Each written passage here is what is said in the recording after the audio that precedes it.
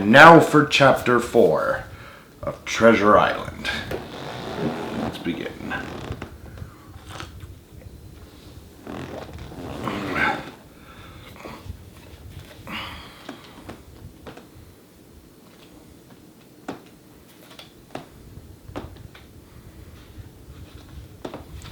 Chapter 4. The Sea Chest. I lost no time, of course, in telling my mother all that I knew, and perhaps should have told her long before, and we saw ourselves at once in a difficult and dangerous position.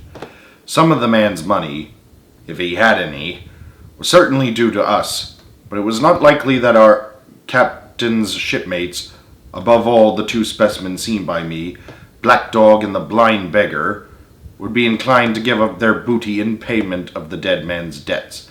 The captain's order was to mount at once and ride for Dr. Livesey, which would have left my mother alone and unprotected, which was not to be thought of. Indeed, it seemed impossible for either of us to remain much longer in the house. The fall of coals in the kitchen grate, the very ticking of the clock filled us with alarms. The neighborhood, to our ears, seemed haunted by approaching footsteps, and what between the dead body of the captain on the parlor floor and the thought of that detestable blind beggar hovering near at hand, and ready to return, there were moments when, as the saying goes, I jumped in my skin for terror. Something must speedily be resolved upon, and it occurred to us at last to go forth together and seek help in the neighboring hamlet. No sooner said than done. Barehanded as we were, we ran out at once in the gathering evening and the frosty fog. The hamlet may not many hundreds yards away, though out of view, on the other side of the next cove, and what greatly encouraged me, it was in opposite direction from that whence the blind man had made his appearance, and whither he had presumably returned. We were not many minutes on the road, though we sometimes stopped to lay hold of each other and hearken. But there was no unusual sound, nothing but the low wash of the ripple and the croaking of the crows in the wood. It was already candlelight when we reached the hamlet, and I shall never forget how much I was cheered to see the yellow shine in doors and windows, but that, as it proved, was the best of the help we were likely to get in that quarter. For you would have thought men would have been ashamed of themselves. No soul would consent to return with us to the Admiral Benbow. The more we told of our troubles, the more, man, woman, and child, they clung to the shelter of their houses. The name of Captain Flint, though it was strange to me, was well enough known to some there, and carried a great weight of terror. Some of the men who had been to field work on the far side of the Admiral Benbow remembered. Besides, to have seen several strangers on the road, and taking them to the smugglers, to have bolted away, and one at least had seen a little lugger in what we called Kit's Hole. For that matter, anyone who was a comrade of the captain's was enough to frighten them to death. And the short and the long of the matter was, while we could get several who were willing enough to ride to Dr. Livesey's, which lay in another direction, not one would help us to defend the inn. They say cowardice is infectious, but an argument is, on the other hand, a great emboldener. And so when each had said his say, my mother made them a speech. She would not, she declared, lose money that belonged to her fatherless boy. If none of the rest of you dare, she said, Jim and I dare. But back we will go, the way we came, and small thanks to you big, hulking, chicken-hearted men. We'll have that chest open if we die for it. And I'll thank you for that bag, Mrs. Crossley, to bring back our lawful money in. Of course I would go with my mother, and of course they all cried out at our foolhardiness, but even then not a man would go along with us.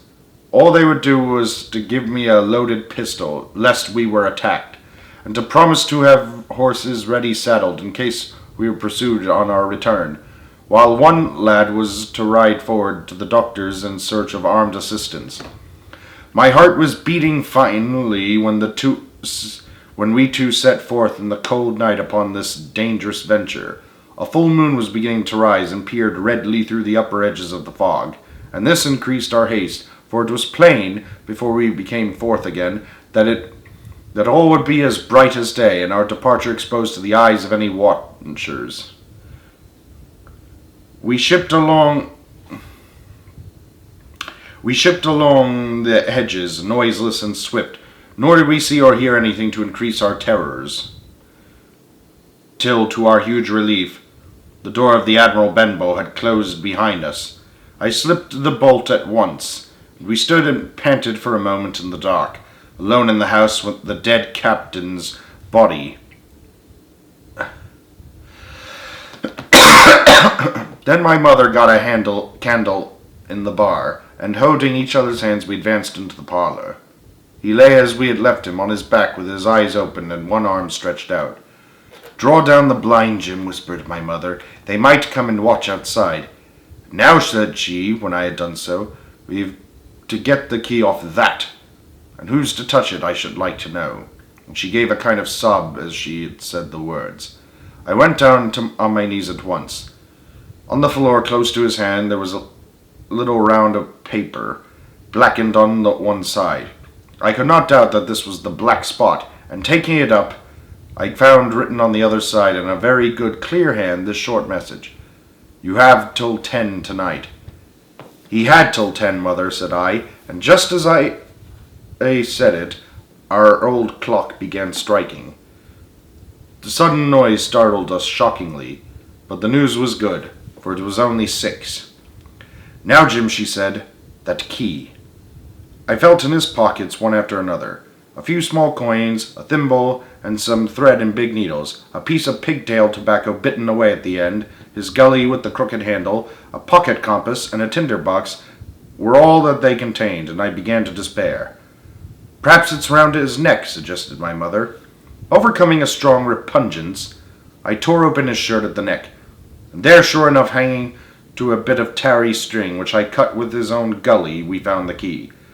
At this triumph we were filled with hope, and hurried upstairs without delay to the little room where he had slept so long, and where his box had stood since the day of his arrival.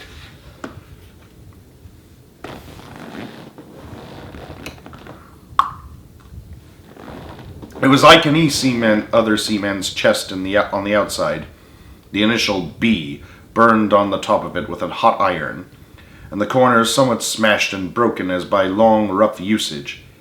"Give me the key," said my mother, and though the lock was very stiff, she had turned it and thrown back the lid in a twinkling.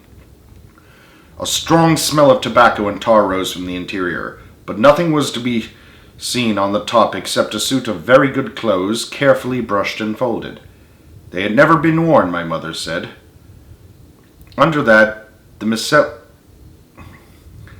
and he began.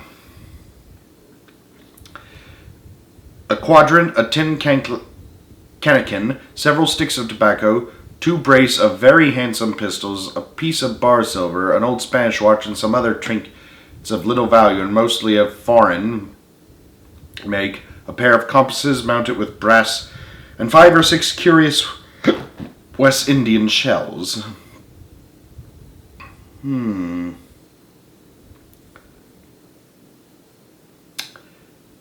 It has often set me thinking since that he should have carried about these shells with him in his wandering, guilty, and hunted life. In the meantime, we had found nothing of any value but the silver and the trinkets, and neither of these were in our way. Underneath there was an old boat cloak, whitened with sea salt on many a harbor bar.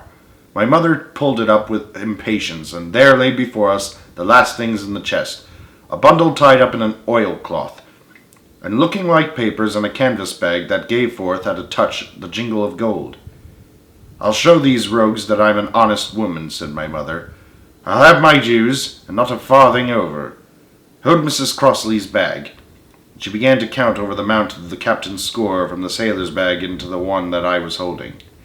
It was a long, difficult business, for the coins were of all countries and sizes, doubloons and louisd'ors, guineas and pieces of 8, and I know not what besides, all shaken together at random. The guineas, too, were about the scarcest, and it was with these only that my mother knew how to make her count. When we were about halfway through, I put I suddenly put my hand upon her arm, for I had heard in the silent, frosty air a sound that brought my heart into my mouth, the tap-tapping of the blind man's stick upon the frozen road. It drew nearer and nearer, while we sat holding our breath. Then it struck sharp on the inn door, and we could hear the handle being turned and the door rattling as the wretched being tried to enter.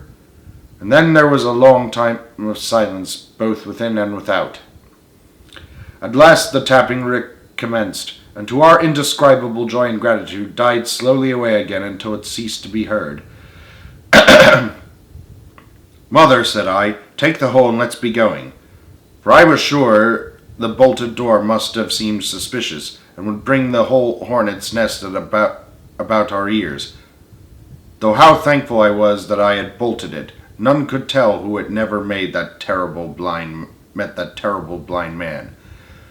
But my mother, frightened as she was, would not consent to take a fraction more than was due to her, and was obstinately unwilling to be content with less.